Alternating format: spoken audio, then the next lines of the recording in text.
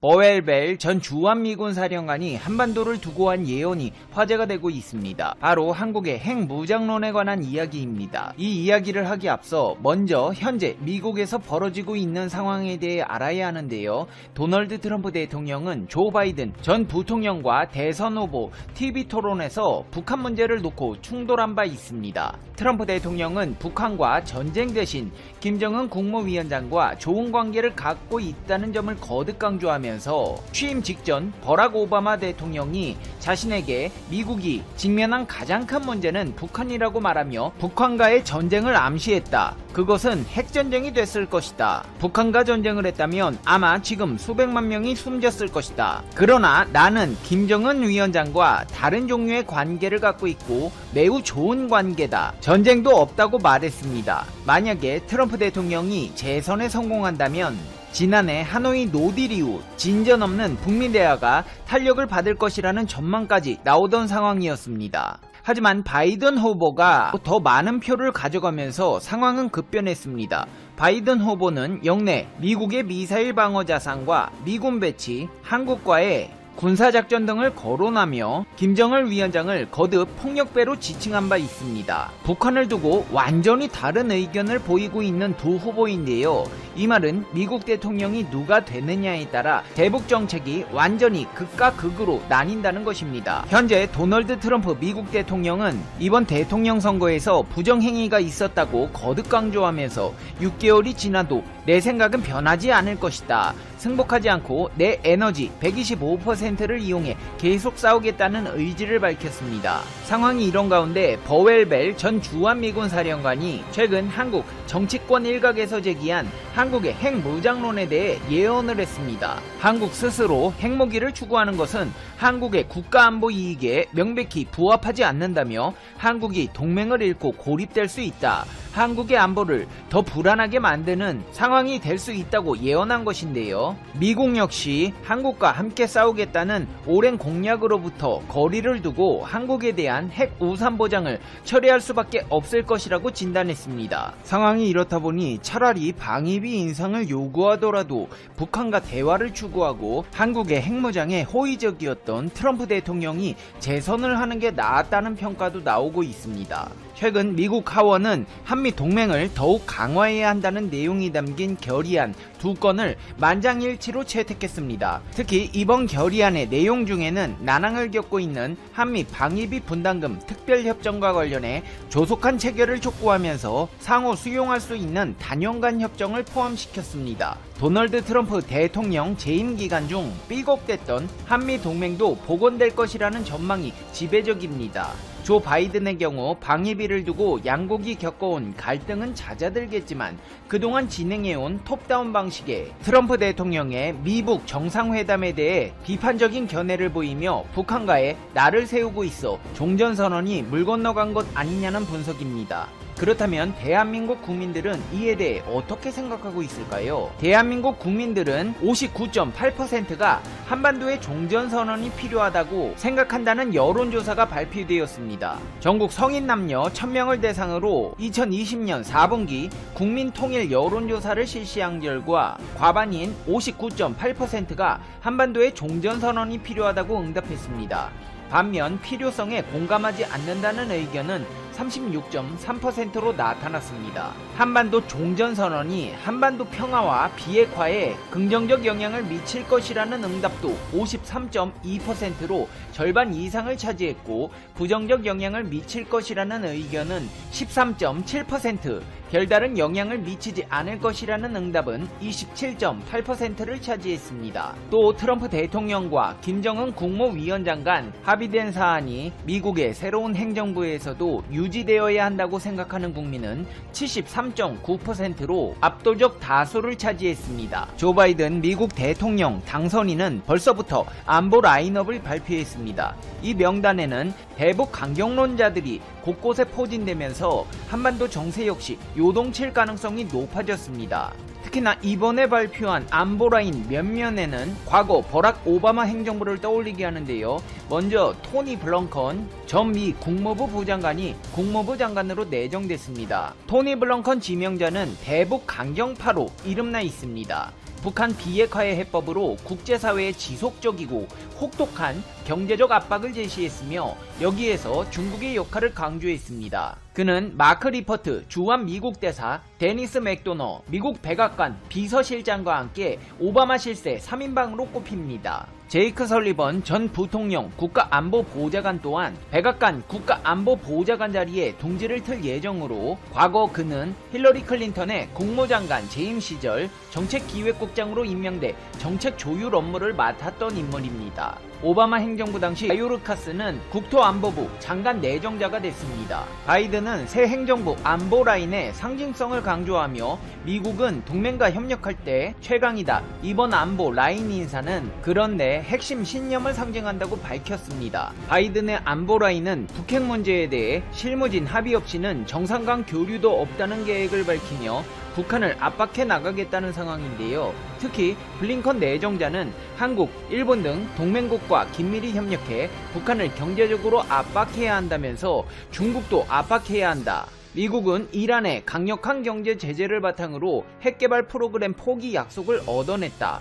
북핵 문제에도 이런 방식을 적용해야 한다. 미국은 지구상 어떤 나라보다 핵 테러 등에 맞서려 다른 나라를 한데 모으는 능력을 가지고 있다고 했습니다. 블링컨 내정자는 2017년 일본 아사히 신문과의 인터뷰에서 북한이 언제든 붕괴할 수 있다는 발언을 하며 대표적인 대북 강경론자로 이름을 알렸습니다. 국정원은 오바마 행정부 시대 전략적 인내로 회귀하는 것 아니냐는 불안감과 동시에 바이든과 김정은의 정상회담 성사에 대한 기대감이 공존한다고 보고한 것으로 전해집니다. 반면 북한 관영 매체는 여전히 미 대선 결과에 대해 보도하지 않고 있습니다.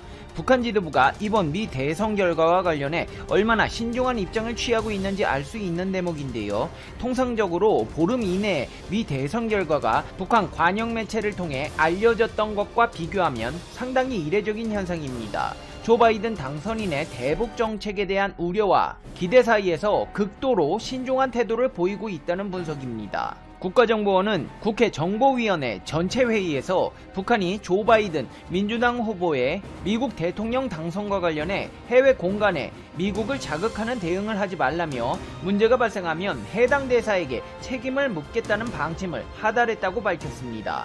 북한이 도널드 트럼프 대통령 시기에 친분 관계가 무용지물이 되고 제로 상태에서 다시 시작하는 데 대한 불안감을 노출시키고 있다는 분석입니다. 미국의 정권이 바뀌느냐 마느냐 기로에 서 있는 가운데 한반도를 두고 벌어지는 안보 정세에 대해 자세히 알아봤습니다. 이제 페페TV의 결론입니다. Conclusion 페페TV 조 바이든 후보가 대통령으로 선출될지도 모르는 상황이 되면서 한반도 정세가 급변하고 있습니다. 트럼프 대통령은 솔직히 좀 짠돌이 스타일로 돈돈돈 거리기는 했지만 어떤 면에서 보면 화끈한 스타일이었잖아요. 돈 안 줄 거면 한국에서 핵 만드는 것도 생각해보자. 북한에서 비핵화 약속하고 종전하면 베트남을 모델로 발전시켜보자는 등 시원시원한 스타일이었는데 바이든 같은 경우 좀 뭐라고 해야지? 한국의 핵무기 개발에 비관적이면서도 친일 성향의 친중 느낌까지 더해져 끔찍한 외교 안보 혼종의 느낌이 물씬 나는데요. 참 이거 미국 대선의 결말이 어떻게 날지 귀추가 주목되지 않을 수가 없습니다. 페페TV 시청자 여러분은 어떻게 생각하세요? 페페TV는 여러분의 생각이 궁금합니다. 댓글로 여러분의 생각을 남겨주세요. 그러면 여러분 오늘 하루도 행복한 하루 되세요. 당신은 소중하니까요. 다음 영상에서 봬요. 안녕. 응우옌 수완 북베트남 총리는 20일 삼성이 첨단기술 프로젝트 투자를 위한 입지를 고르고 있는 것으로 안다면서 베트남은 이 프로젝트 투자에 가장 유리한 조건을 마련해줄 준비가 돼 있다고 말했다. 북 총리는 이날 베트남 하노이 총리실로 예방한 이재용 삼성전자 부회장과의 회담에서 이같이 밝혔다고 베트남 정부 온라인 매체가 전했다. 그러나 삼성이 베트남에 어떤 투자를 계획하고 있는지는 알려지지 않았다. 베트남 현지에서는 삼성 SDI가 전기차 배터리 공장을 신설할 것이라는 소문이 돌고 있다. 북 총리는 또 현지 시간으로 이날 오후 4시 30분께부터 50분가량 진행된 면담에서 앞으로 삼성이 베트남에서 반도체 생산 공장을 투자해 전기, 전자 공급 체인을 강화하기를 희망한다고 말했다. 이 부회장과 2018년 10월, 지난해 11월에 이어 세 번째로 만난 푹 총리는 매번 반도체 생산 공장 등 투자 확대를 요청해왔다. 이에 대해 이 부회장이 구체적으로 답을 했는지는 알려지지 않았다. 다만 이 부회장은 삼성은 제조뿐만 아니라 연구 개발에도 투자해왔고 소프트웨어 개발 분야에서도 베트남 기업들과 협력해왔다면서 호치민 법인을 방문해 사업 현황과 함께 투자 확대의 필요성을 점검하겠다고 밝힌 것으로 전해졌다. 삼성은 호치민에 TV, 가전제품 생산 시설을 두고 있다. 이 부회장은 또 베트남 정부가 삼성의 우호적인 조건을 계속 만들어줄 것을 기대하면서 베트남에서의 사업과 투자에 더 큰 노력을 기울일 것이라고 밝혔다. 이에 푹 총리는 삼성이 베트남에서 규모를 확대해 글로벌 경쟁력을 강화할 수 있도록 호치민 법인이 수출과 공기업으로 전환하는 결의서를 발행했다면서 베트남 기업이 공급 지인과 연구 개발에 더 깊이 참여할 수 있도록 해달라고 요청했다. 이 부회장은 베트남 사업장들의 운영이 중단되면 삼성의 글로벌 공급망에 차질이 생기는데 신종 코로나 바이러스 감염증 사태에도 삼성의 안전한 생산을 보장해주기 위해 3,000명가량의 엔지니어의 입국을 승인해줬다며 감사의 뜻을 표했다. 이날 면담에는 노태문 무선사업부장과 이동훈 디스플레이 사장이 배석했고 베트남 측에서는 국무조정실장 격인 마이디엔 중총리실 장관과 정보통신부, 투자계획부, 재무부, 박민성 지도자들이 자리를 함께했다. 전날 베트남에 도착한 이 부회장은 21일에는 베트남 북부 휴대전화 공장을 둘러보고 호치민시로 이동해 TV, 가전제품 생산 시설을 방문한 뒤 귀국 기대오를 전망이다. 삼성 공급 업체들을 매년 수십 조동 수익을 가진 베트남 경제에서 삼성그룹의 역할은 그 중요성을 오래전부터 확인시켜왔다.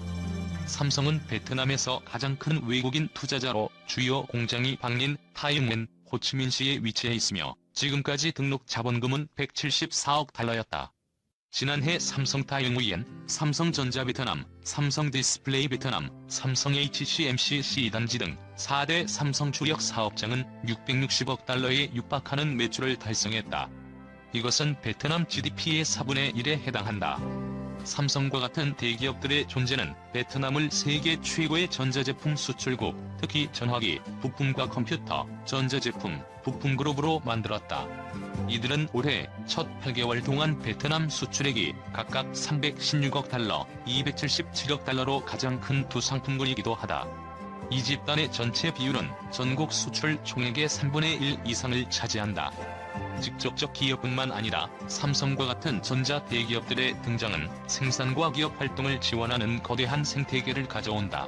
벤더들은 또한 베트남에 와서 공급망 격차를 줄이기 위해 공장을 열고 값싼 인력, 잠재적 시장, 그리고 정부가 제공하는 인센티브를 활용한다. 삼성전자 거래의 약 80%에 해당하는 납품업체 리스트에서 28개 업체가 베트남에 제조공장을 갖고 있다. 이들은 모두 외국 기업이며 이들 대부분은 삼성 휴대전화 제조업체와 장기적 파트너십을 맺고 있다. 기업의 사업 운영은 모두 규모가 커서 매년 수천억 동에서 수조 동의 매출을 올리고 있다. 이 가운데 가장 눈에 띄는 곳은 삼성전기와 삼성 SDI 베트남으로 각각 4조 1천억 동과 3조 2,600억 동을 벌었다. 삼성전기는 반도체 회로, 칩, 카메라 모듈 등을 생산한다. 삼성 SDI 베트남은 휴대폰 배터리를 제공한다. 삼성 이외의 많은 이름들도 인상적인 숫자로 사업 결과를 보여준다. MCNEX 비너는 카메라 모듈로 지난해 22조 2천억 동의 매출을 올렸다. 파워로직스 비나는 19조 8천억 동 이상의 배터리 보호회로 보드를 생산했다.